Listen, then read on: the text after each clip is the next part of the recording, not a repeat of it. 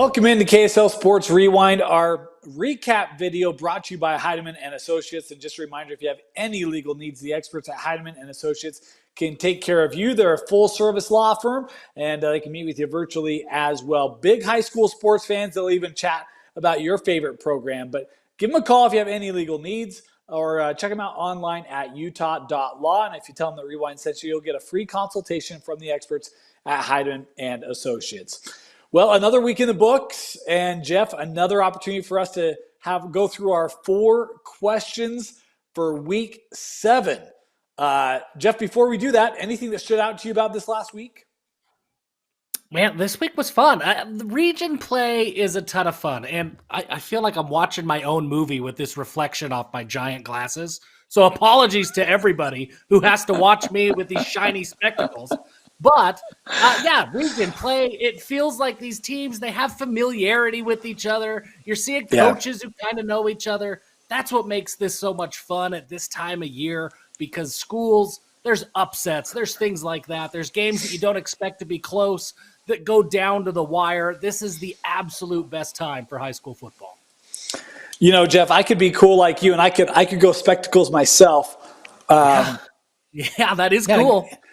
It got dark in here all of a sudden. I'm going to have to take these bad boys off. Hey, let's dive in. First down, shall we?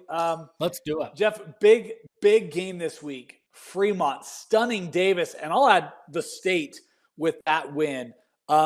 This Fremont team, 5-2. Can they win Region 1, Jeff? Let me tell you, this Fremont team has a ton of talent, and the way that they play should scare all of Region 1. When you get in, when it starts to get cold and things change, right? You can't just spread everybody out and throw the ball as the season changes, as teams get familiar with each other.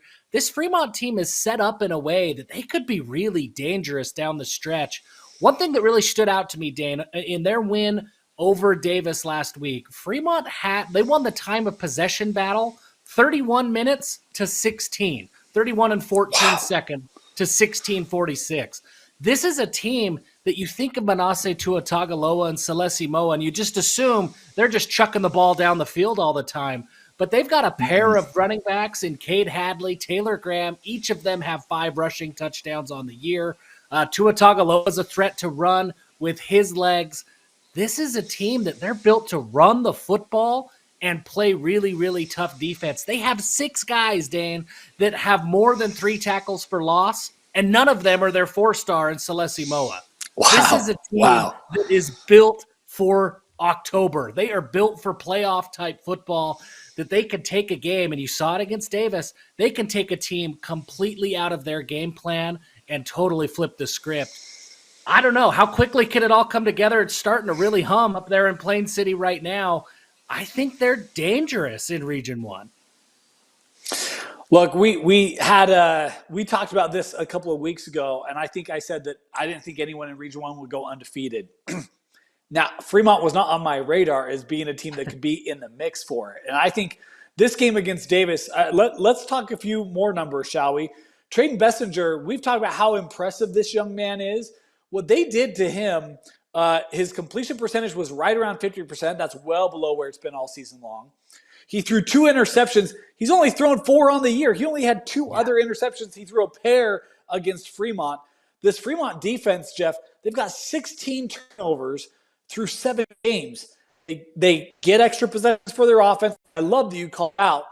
Yeah, they can stretch the field, but they don't have to. They threw the ball 19 times against Davis. They ran it 45. I love the way that this team is playing, and they've got enough talent that they can win games this way. I'd be really scared. Now, that being said, I don't know if they run the table in Region 1, because I do think it is really, really tough to do it. But, man, Fremont just threw their hat in the ring, and I'm saying, I think it would not shock me if at the end of the year Fremont had at least a co-region title next to their name when it's all said and done. Yeah, they feel a lot like Davis did last year, right? That they kind of came out of nowhere a little bit, but you look at the pieces of this team. I can tell you one thing, is you look at across 6A right now, that's not a team I want to play in the playoffs that can just run the ball the way that they run the ball and then defend. You've got like guys like Brant Coford. He has 60 tackles, just under 60 tackles on the year. That defense is tough. And you look at the way everything is wide open a little bit in 6A, man. Fremont, they're a dangerous team this year. I don't know if I'm with you. I don't know if they can run the table. How they perform, consistency from week to week remains to be seen. But I think they can hang with anybody on any given Friday night. I'll add this too. That Davis game, they had 2 interceptions. They also had 2 fumble recoveries. They turned Davis over 4 times. Davis doesn't turn the ball over a lot. So, look, their physicality, the way they play, I absolutely love it. It's great to see Fremont football back, right? Mm-hmm. That's such an awesome community, and it's awesome to see them winning games again. Heck of a job out there for a new coaching staff, some new kids. Turn the page for the old Wolfpack up in Region 1. All right, our next question, Jeff, we had I called it a 1A state championship preview, but the last time North Summit went 7-0, they won a state championship. They defeated Beaver in 5 overtimes on Friday night. Is North Summit the 1A favorite? How can they not be, right? I think we're going to look at the RPI a little bit later, and the RPI apparently can make an argument that they're not the 1A favorite. But, yes, I think that they should be. If you knock off Beaver, I feel like you are automatically a contender. This was the Jake Smith game. The running back for North Summit, 38 carries for 231 yards in this game. We know about Buck Sargent. Anybody who watches him, as soon as you see him, he stands out. It's hard to miss Buck Sargent. For Jake Smith, he's been a productive running back. But this was a game that they turned around. They relied on him and said, hey, that Beaver defense is really good.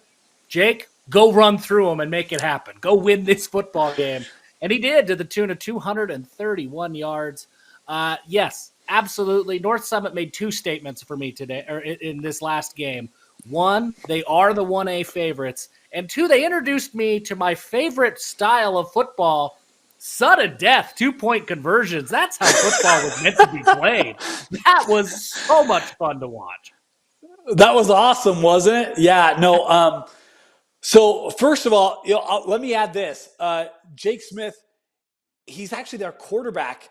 He is their leading rusher. They have 5 different guys who are about 550 or better on the season running the football. Austin Avon is just at 550. You've got McCade Nelson. He's at 540. That duo has 12 rushing touchdowns. Then you add Jake Smith, who's got 650 yards rushing and 11 touchdowns. You've got 23 touchdowns between 3 different guys running the football. And oh, by the way, Jake Smith, 73% completion percentage on the year, over 500 yards passing. They don't pass it a ton, but when they do, very effective 6 passing touchdowns for him. So, look, he's a guy that can beat you in a multitude of different ways. I will say this. I think it took everything from North Summit to get the win from Beaver. And congratulations, because for the Braves, man, what an impressive win. Starting 7-0, we're talking about the first time doing that in, 17 years or however long it's been. I'm still on Team Beaver. I think, you have a home game. It's a long trip up for Beaver.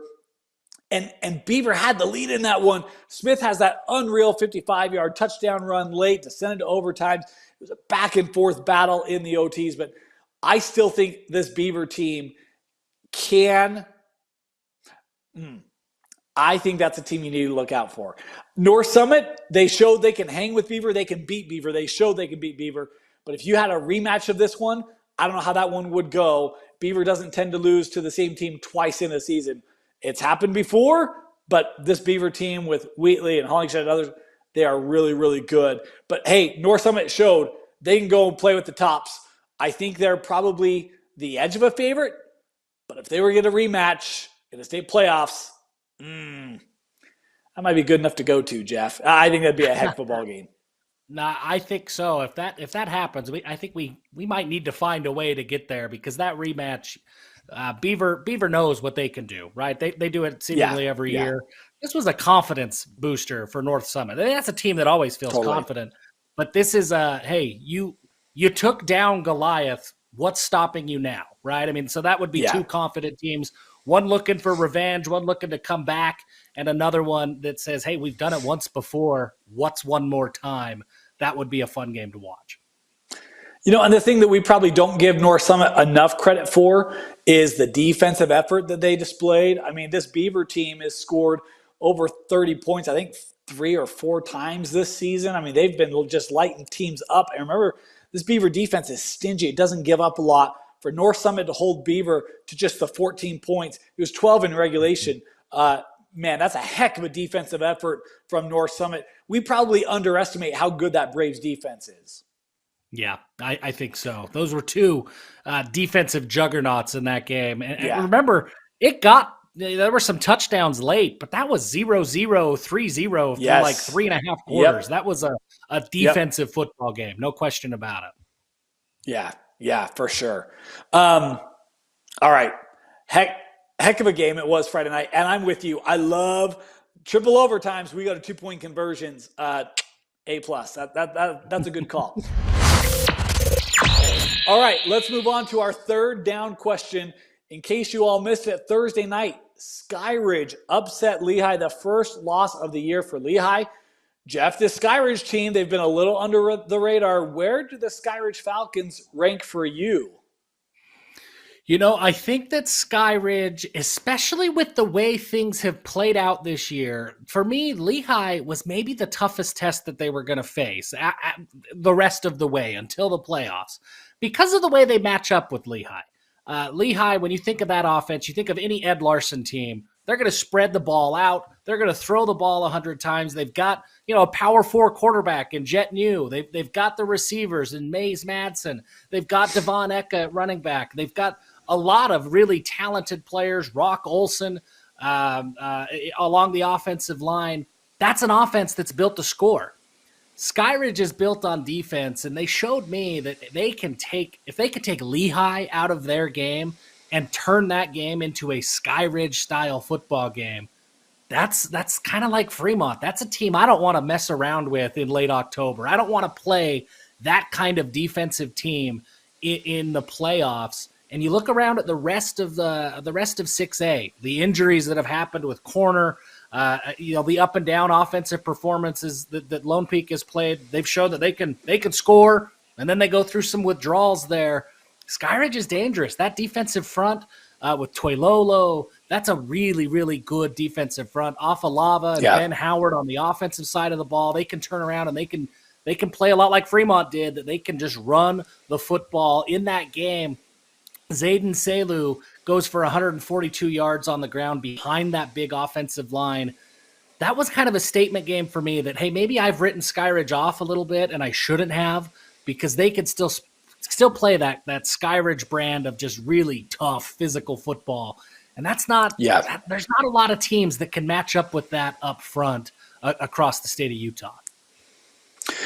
I don't know what to think of this Skyridge team, Jeff. I still don't know. We're 7 weeks through, right? And they have a difficult loss against Timview week 1. They led that game late. They should have beat Timview. They let that one slip through their fingertips. Then it looks like they're getting right again.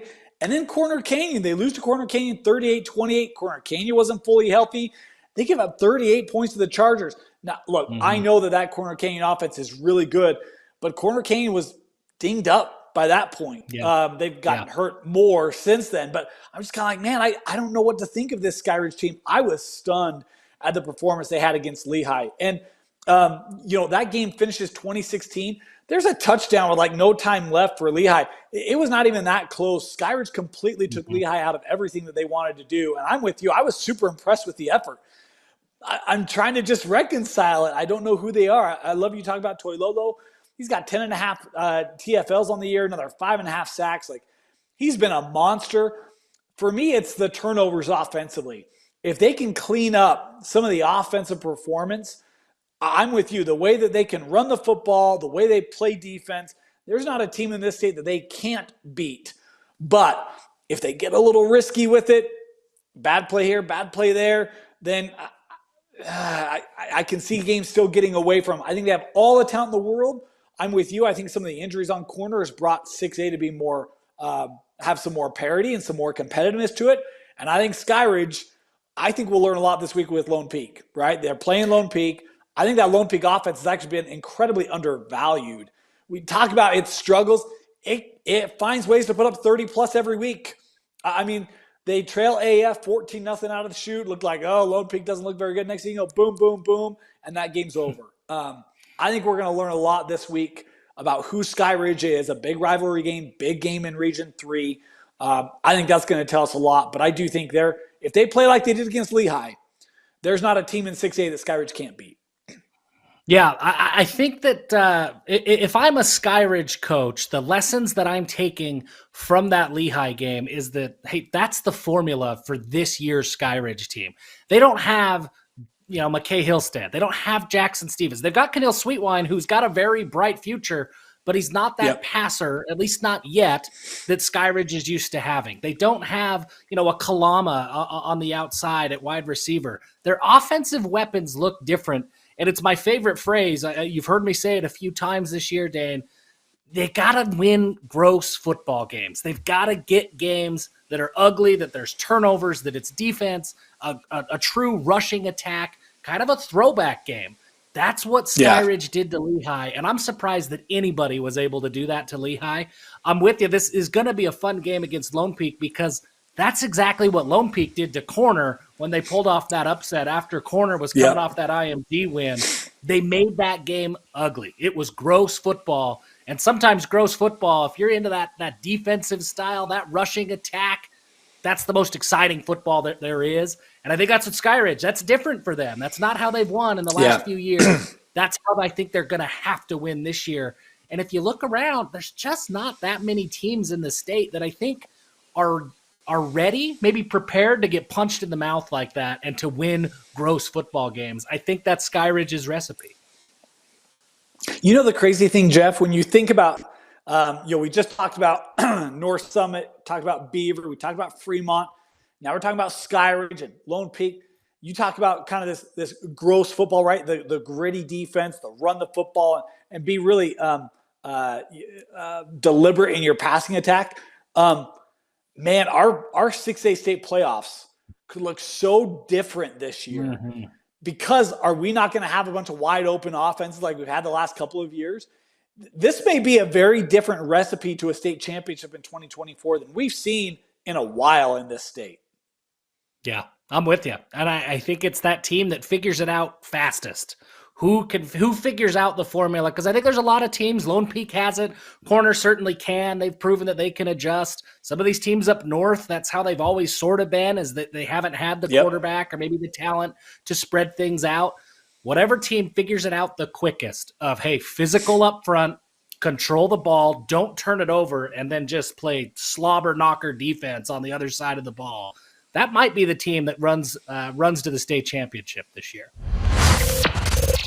All right, our fourth down question. Jeff, a lot of people wrote them off early, but Crimson Cliffs has now won 5 in a row. Can this team repeat in 4A? Man, the talent is certainly there. They've come together. They've gone through some adversity. They open the season, they're Crimson Cliffs, and they think, hey, we are Crimson Cliffs. And they get boat raced by Morgan. They get introduced to the juggernaut that is the Morgan Trojans. And they started to go through that humility process, right? They let a game slip away against Bingham that was right there for them.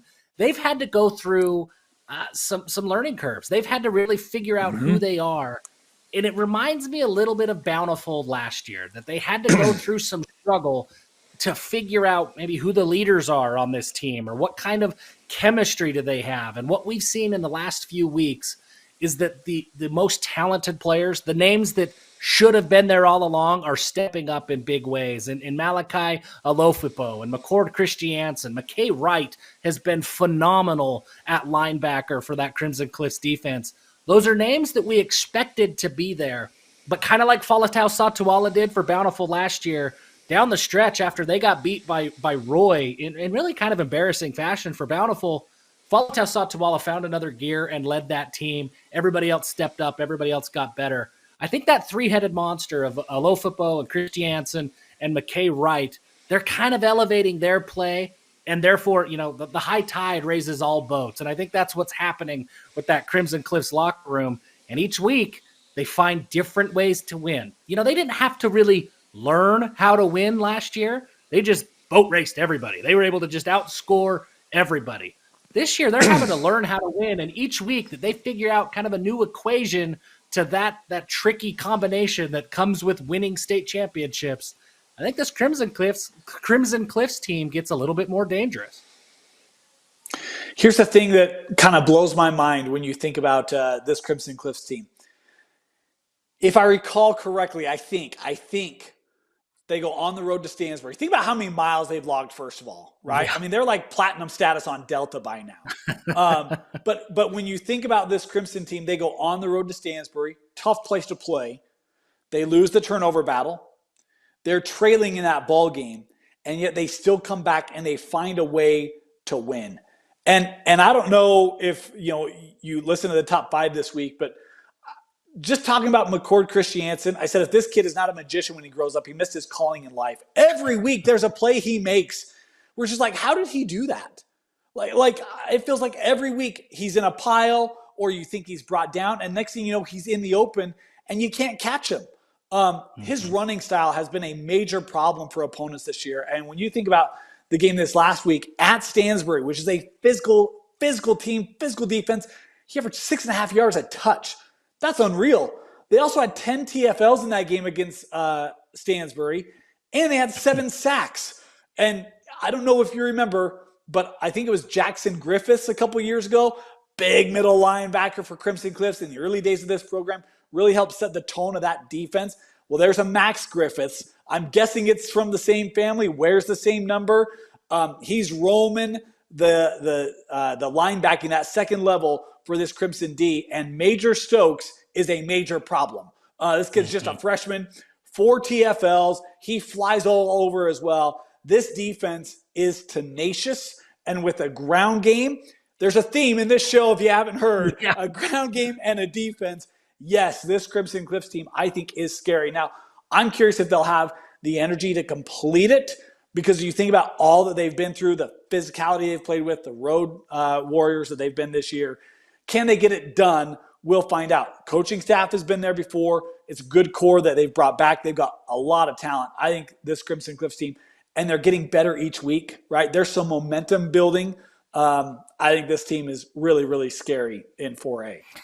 Yeah, I agree. I mean, you look at 4A, and it's hard to not look at Ridgeline right now. Ridgeline this year feels a lot like Crimson Cliffs did last year, that they just continue to get better, and they're blowing teams out every week.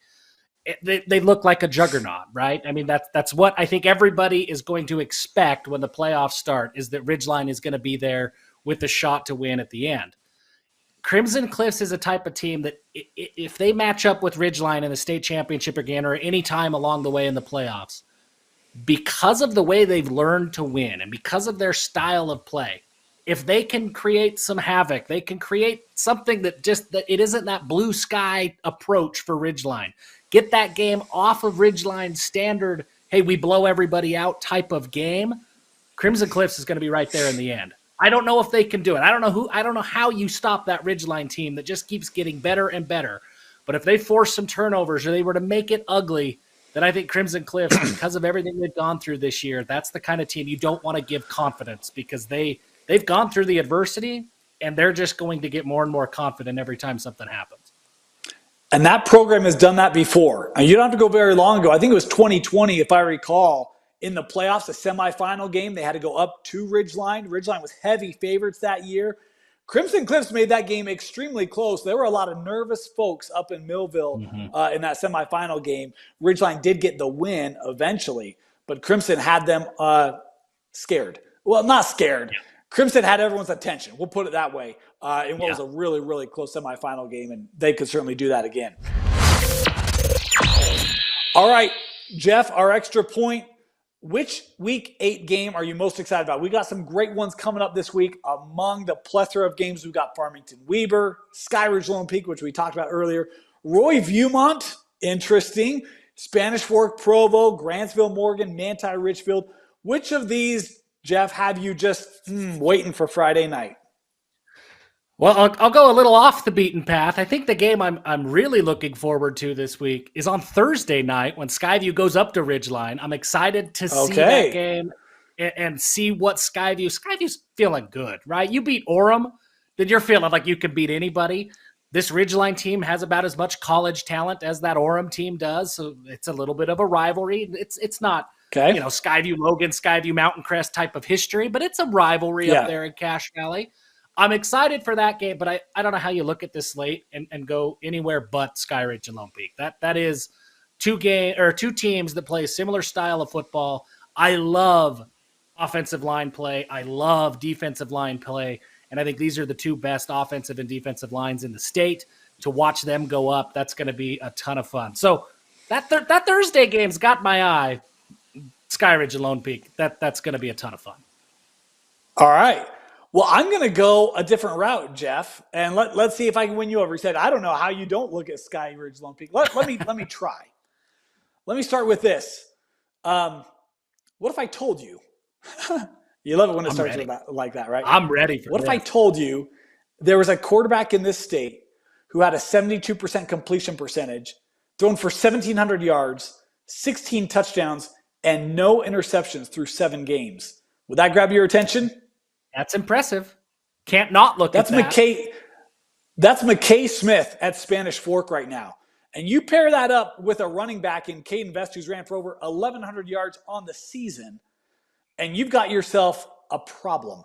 And that's what Spanish Fork has. They are a problem because they've got a really dynamic offense with that duo. You've got Jacobson on the outside, but there's a whole ton of options for Smith to throw the football to. They've only turned the ball over twice all season long. They were 2 fumbles. They're going up against a Provo team that not a lot of people have talked about. They lost the first couple of games of the year. Provo did. Since that, they've just scored 35 at least in 5 straight games. And it's been their defense that has been really the ignition for that. This team is turning other teams over. I think they have 16 turnovers, I believe. Could be wrong on that. But this is a balanced attack offensively as well. They've thrown for 1,300 yards. They've ran for 1,200 yards. It is a very balanced offense. It's a defense that has been really keyed in as of late these last couple of weeks. I'm really interested to see strength against strength, Provo, Spanish Fork. And let me give you one more because I love the rurals. I love the rurals. And we have an opportunity this week to find out who is the early king of the mountain in 3A. Is it Richfield or is it Morgan? Cannot wait for this one. You think about Manti. My apologies, Manti. You think about how good Manti's been, Starkweather and company, and now you got to take on Richfield in a region game. Wayman's been really good for them this year. Fountain, we've talked about him, how dynamic he is. Reeds, Yardley, this Richfield team, flying under the radar. We're starting to see them a little bit in our top 25. I think this Richfield team is scary good. And so for me, seeing Richfield, seeing Manti, a chance for Manti to they didn't lose to Richfield, but they had that loss earlier this year. A chance for them to say, no, we are still the team to beat in 3A. I know Morgan's still hanging out there, but this Manti-Richfield matchup, not a far distance between these two. So there's going to be a little extra emotion in the stadium on Friday night. I'm really excited to see where this one goes. The air attack of Manti and the high scoring with the defensive tenacity and running ability of Richfield. Yeah, sign me up. Yeah, 3A's got a pair of good games because you look at that Grantsville at Morgan game. Grantsville, They broke our hearts a little bit. They knock off Ogden's undefeated season. That story that's been so phenomenal with Coach Thompson in that Ogden Tiger team. Grantsville goes out and they shut out Oregon. They shut out Ogden. Now they're going to Morgan and looking to knock off another undefeated team. This Grantsville team, I mean, that Morgan group they're juggernauts, right? I mean, they have been phenomenal all year. Mm-hmm. Grantsville? Why not Grantsville? They're going to have that why not us attitude. Hey, nobody's expecting us to. We're pretty darn good too. That game and then that Manti-Richfield game. There's a lot of cool storylines in 3A this week. There are, and remember, it wasn't that long ago, Jeff, when Grantsville, I think they were undefeated at the time. They made the trek out to Morgan. I think Morgan was undefeated. Yours truly got a nice little escort at halftime. It was awesome to be out amongst Morgan faithful. That was a great environment. Grantsville people came out. They were saving blankets when I got there at like 4:30. Like both communities came out. I expect the same on Friday night with this one. I said Richfield, Morgan. It's Richfield, Manti. It's Morgan, Grantsville. These are two great 3A matchups between four teams that all honestly have a legitimate shot for a 3A state championship. It'll be interesting to see if Grantsville can get a little revenge on Morgan. They lost 2 years ago. They lost last year. See if they can get back on the winning side in that matchup. Yeah, a lot of good football this week. A lot of good football this week. Jeff, any final thoughts before we head out for the week? Man, get out and see it, right? A lot of good football this week. Region championships. Everybody is playing their best ball, it seems like. Get out and go watch it. It's going to be a ton of fun. Your weather's starting to turn. You don't have a lot of good Friday nights left. This may be one of the few you've got. As Jeff mentioned, there's action all along the state. Region play, some non-region matchups as well. But great high school football is not far from wherever you are at. We want to thank you for joining us. Reminder, come join us on Friday night if you can't get out to a game, or even if you do, if you want to know what's happening everywhere else in the state, come join Jeff and I on the Red Zone. That's on KSLSports.com, where we will have streams from all across the state. We'll take you in and out of action, keep you updated on scores and action happening across the state while you're at your favorite game, or if you've got to be doing something else. Come join us on KSLSports.com Friday night. For Vince Francis, Jeff Hansen, my name is Dane Stewart. Thanks for joining us here on our weekly recap on KSL Sports.